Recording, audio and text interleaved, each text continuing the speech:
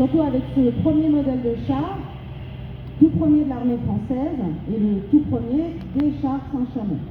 Donc elle a la particularité d'avoir un toit complètement plat, qui va poser problème avec les tirs de grenades, les lancers de grenades, puisque on cherche évidemment tous les moyens pour mettre hors d'usage, hors de combat ces monstres d'acier. Et donc les modèles qui suivront auront un toit à deux pans penchés.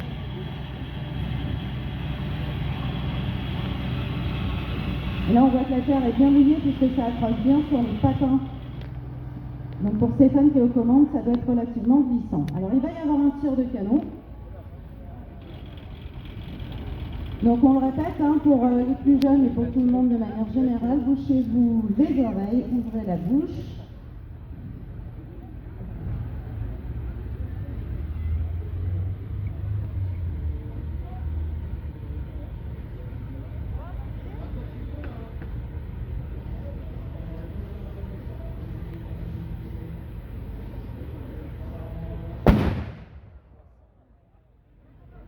Encore un.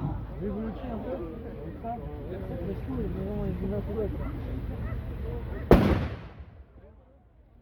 Ça vous a plu?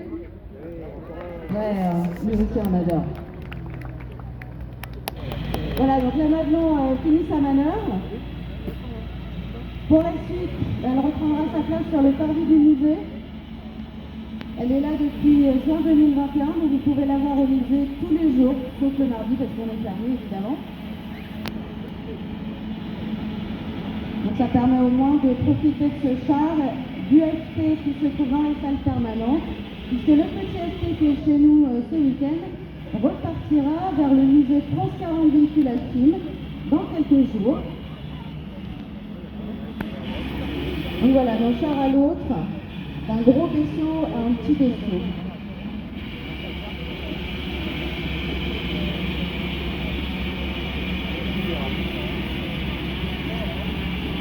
Et en même temps, je peux vous dire que c'est pas si facile que ça quand on prend les commandes pour la première fois. Tout est question d'expérience et pour les soldats qui étaient aux commandes de ce char, on ne peut avoir que de l'admiration.